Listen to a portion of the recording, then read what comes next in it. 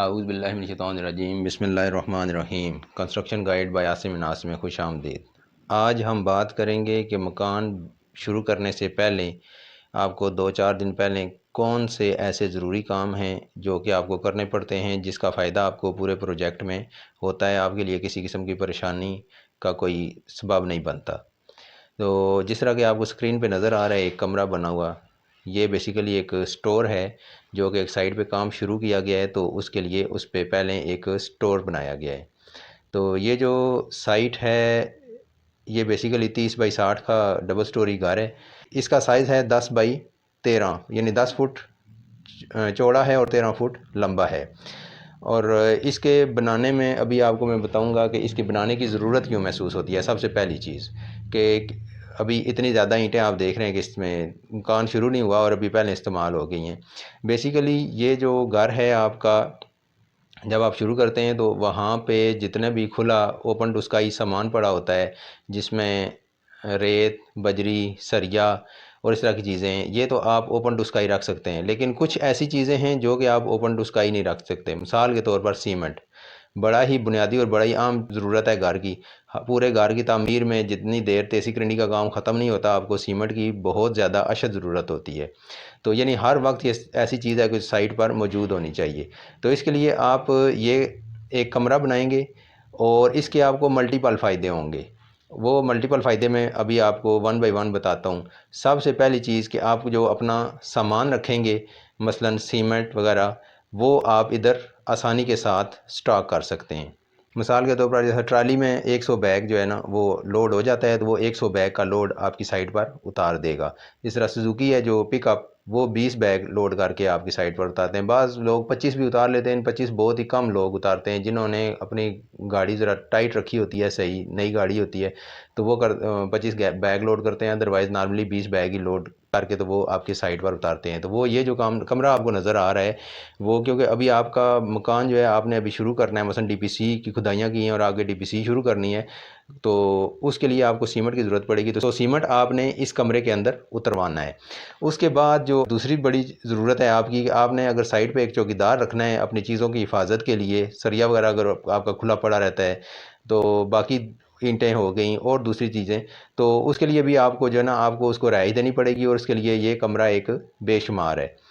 और इसके साथ आम तौर से एक छोटा सा वाशरूम बना दिया जाता है। वो भी वाशरूम इस तरह दीवारें वगैरह उसको नहीं दी जाती, सिंपली उसको सब्ज़ कपड़ा लगाकर सरिये खड़े करके 4 कोनों में सब्ज़ कपड़ा लगाकर बांध दिया जाता है। वहीं पर जिसको भी यूज़ करना होता है वो साइट पर, मसलन आपके मज़दूर हैं, मिस्त्री हैं या आपका चौकीदार है, तो वो वहाँ पे वो वाशरूम यूज़ कर लेते हैं। तो उसके अलावा आप अगर कोई सामान लाते हैं, मिसाल के तौर पर अभी आपने लेंटर डलेगा, तो उसके लिए आप पाइप और इस तरह के मुख्तलिफ फ़ैन बॉक्स और डीपियाँ वगैरह लेकर आएंगे, तो वो आपका जो सामान बच जाएगा, तो कुछ टुकड़े बचेंगे, कुछ लंबे पीस बचेंगे, ज़ाहिर है फिर आपने वो वापस नहीं करने, बल्कि आप यहीं पर कमरे के अंदर ही किसी जगह बांस वगैरह के साथ आप उसको बांध देंगे या नीचे ज़मीन पर किसी जगह सेव कर देंगे। उसके अलावा आपके जो मिस्त्री वगैरह हैं वो यहाँ पे रहायश रख सकते हैं। मिसाल के तौर पर आप रावलपिंडी या इस्लामाबाद में घर बना रहे हैं, आपकी जो लेबर है बिलफर्ज वो बखर की है, लिया की है, खानेवाल की है, मुल्तान की है, तो वो यहाँ पे इस कमरे के अंदर सेटिंग बना लेंगे सोने की, और 3-4-5 बंदे यहाँ पर आराम से सो सकते हैं। वो आप उनको समझिए कि आपने प्रोवाइड कर दिया है। वो आपकी अब साइट के ऊपर ही मौजूद होते हैं, सुबह यहीं से जागते हैं और साथ ही काम शुरू कर देते हैं। अगर लेबर दूर होगी तो उसके आने जाने का भी टाइम लगता है, और वो इस तरह प्रोजेक्ट में के टाइम जो है ना वो थोड़ा ज़्यादा लग जाता है। जो काम 6 महीने में ख़त्म होना होता है वो 7-8 महीने पे चला जाता है। तो ये भी आपको इसका एक बेनिफिट है कि आपकी लेबर यहाँ पे रह सकती है, आपका चौकीदार यहाँ पे रहेगा। अभी बात कर लेते हैं कि ये कमरा बनाने के लिए आपका टोटल खर्च कितना आएगा, क्या क्या क्या चीज़ें लगेंगी और किस तरीके से आपने इनकी बाइंग करनी है, उनकी प्राइस क्या क्या होगी। सबसे पहले मेन चीज़ आप देख रहे हैं ये दरवाज़ा और ईंटें। तो जब आपका वो काम स्टार्ट करेंगे तो ये ईंटें जो है ना, ये तकरीबन 4000 ईंट इसमें जो है ना 10 बाई 12 का जो कमरा है, इसमें तकरीबन 4000 ईंट यानी 2 ट्रालियाँ आपकी इधर लग जाती हैं। तो ये ईंट ज़ाया नहीं होती, बल्कि इस तरह होता है कि ये जब मसाला बनाया जाता है तो कच्चा मसाला बनाया जाता है। रेत बहुत ज़्यादा रखी जाती है और सीमेंट बिल्कुल बराए नाम सा रखा जाता है। मसलन 10 या 12 तकारियाँ डाल दी जाती हैं रेत की, और एक बीच में सीमेंट की डालकर अच्छे तरीके से मिक्स किया जाता है, ताकि कच्चा सा मसाला हो कि जब ये स्टोर ख़त्म करना होता है तो उसकी जो ईंट है, ईंट के साथ ज़्यादा सख्ती के साथ ये मसाला चिपके नहीं, बल्कि हल्की सी उस पर तेज़ी या करंडी मारी जाए तो वो उतर जाए और ईंट साफ़ हो जाए, और यही ईंट आपकी फिर ऊपर मुमटी में या फिर पर्दी में इस्तेमाल हो जाती है। जब आप 2 छत या 1 छत डाल लेते हैं और जब आपने मुमटी बनानी होती है तो वहीं पर ये ईंट आपकी इस्तेमाल हो जाएगी। तो इसके लिए तकरीबन 4000 ईंट इस्तेमाल होगी, और इसके अलावा तकरीबन 8 से 9 चादरें, नालीदार चादरें इस्तेमाल होंगी। वो मुख्तलिफ़ गेज की मिलती हैं, आप अच्छे गेज की भी ले सकते हैं, हल्के की भी ले सकते हैं। तो हल्के गेज की चादर ही लीजिए, क्योंकि चादर का बाद में कोई ख़ास इस तरह का इस्तेमाल नहीं होना। यही है कि जब कोई और दाएँ बाएँ घर शुरू हो तो उसको आप ये स्टोर एज़ इट इज़ भी सेल कर सकते हैं, और अगर चाहें तो आप सिर्फ चादरें और ये दरवाज़ा वगैरह भी सेल कर सकते हैं। अभी दरवाज़े की बात करें तो ये दरवाज़ा जो है तकरीबन 2500 रुपये से लेकर 3600-3700 रुपये तक आजकल जो है ना आ रहा है, और 2500 वाला हल्का होता है और 36-37 वाला थोड़ा सा बेहतर होता है। लेकिन जो अच्छी क्वालिटी का दरवाज़ा है वो तकरीबन 5,500-6 हज़ार रुपये का तैयार होता है, जो अच्छा वज़नी दरवाज़ा होता है। तो अभी क्योंकि ये रफ़ काम है तो इसके लिए आम तौर से लोग बिल्कुल थर्ड क्लास हल्का सा दरवाज़ा लेते हैं जो 2500-2600 रुपये का होता है, और वो लगा कर तो अपना काम चला लेते हैं। उसके बाद जब काम ख़त्म करते हैं तो इसको स्क्रैप में सेल कर देते हैं, जिस तरह चादरें भी स्क्रैप में सेल कर देते हैं और इस दरवाज़े को भी। लेकिन मेरी रिकमेंडेशन ये है कि अगर थोड़ा सा आप बेहतर क्वालिटी का दरवाज़ा बना लें तो यही दरवाज़ा जब आप इस स्टोर को ख़त्म करेंगे तो यही दरवाज़ा आपका मुमटी में ऊपर इस्तेमाल हो जाएगा। दोबारा जब आप इसके रंग रोगन करेंगे, रंग वाला ऊपर काम करेगा, साथ ही इस दरवाजे को रंग रोगन करके अच्छी डिज़ाइनिंग वगैरह कर देगा इसकी। बिलफर्ज आप 1 कलर रखते हैं तो फिर तो ईजी है। तो अगर मल्टी कलर भी रखना चाहें या पॉलिश्ड डिज़ाइन में लाना चाहें उसको, तो वो उस तरीके से भी आपको सेट करके दे देगा, और कोई बंदा ये जज नहीं कर सकता कि ये दरवाज़ा वही है जो नीचे लगा हुआ है।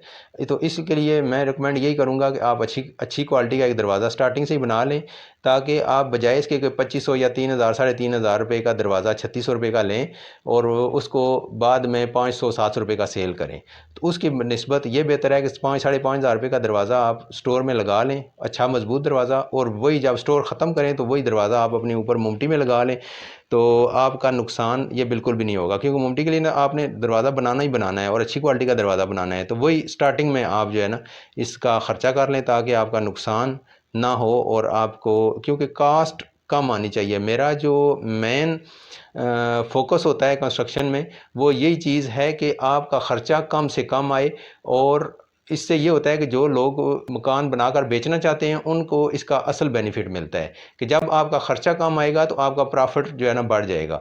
अगर आपका ख़र्च ज़्यादा आ जाएगा तो आपकी प्रॉफिट रेशो कम हो जाएगी। ये थी मेरी अब तक की वीडियो।